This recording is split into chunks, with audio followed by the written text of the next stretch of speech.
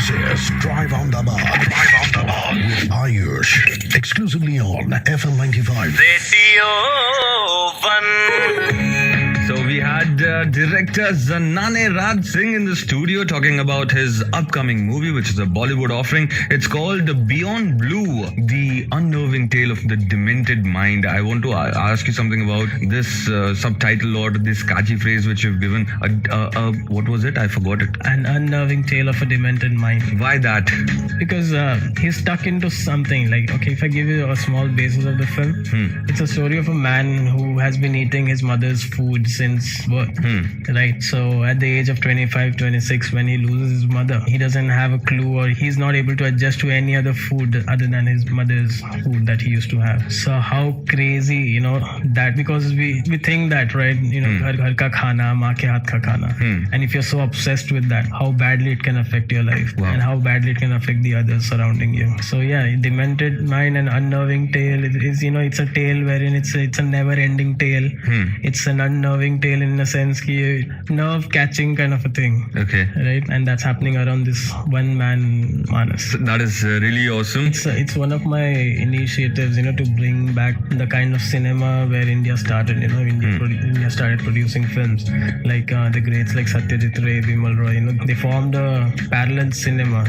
So which was basically where after the independence, the cinema would really tell stories about freedom and the anger and frustration inside the farmers or inside any other man. So that was a parallel cinema which was very off commercial. So I'm not saying it's a parallel cinema, but I have turned Beyond Blue into a whole new genre called Indo-realism. Indo-realism. Yeah, it's just I was thinking how to treat the film differently, and I came across what if I create a new genre and treat a film in a way where other filmmakers they get an opportunity to explore this genre as well. So if I can explain you about Indo-realism, it's like realism in a sense. You allow the audience to realize the character and make them feel that this is possible. What's going on into his mind and what's going on with the character.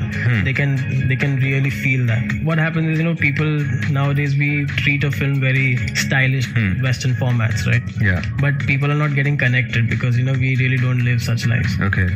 That's why Indo means you put some Indian flavor into it, and then you may treat it as a Western.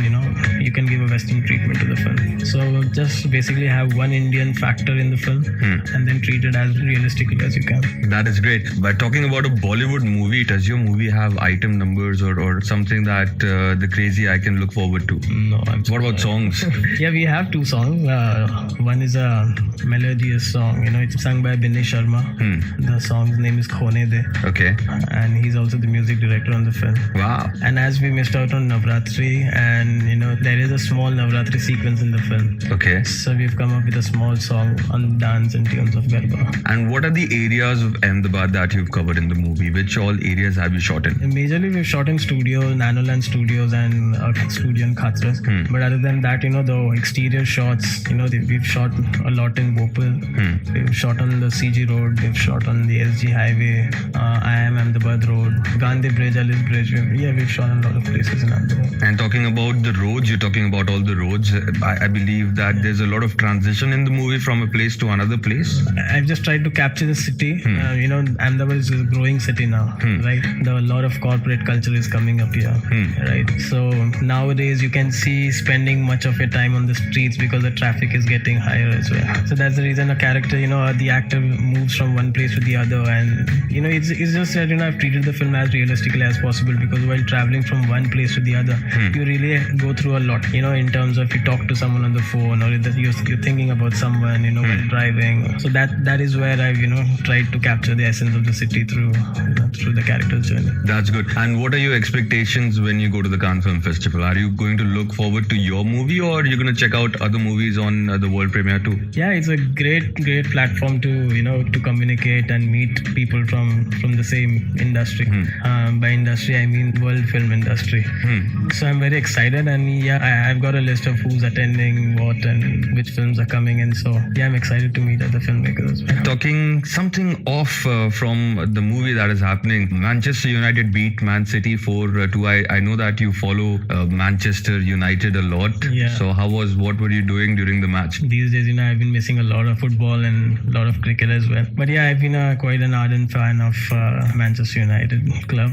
I try to follow as much as I can in my busy schedule, but I hope we get the championship this time. That's not happening because Chelsea is going to take it anyways. Yeah, that is awesome. We had a wonderful time with you, Zanane. Thank you so much for dropping down to the studio. Thank you so much for your time. Thank you, Ayush. And yes, we are looking forward for the movie Beyond Blue. It is going to the Cannes Film Festival first, and then I probably believe that we'll be watching it in a multiplex near us. FM 95 Radio 1 पर मेरा नाम है आयुष. लौट के आता हूँ थोड़ी देर में. Stay tuned. Ahmedabad's best station, 100% retro. We'll be right back. Exclusively on FM 95 Radio 1. 100% retro.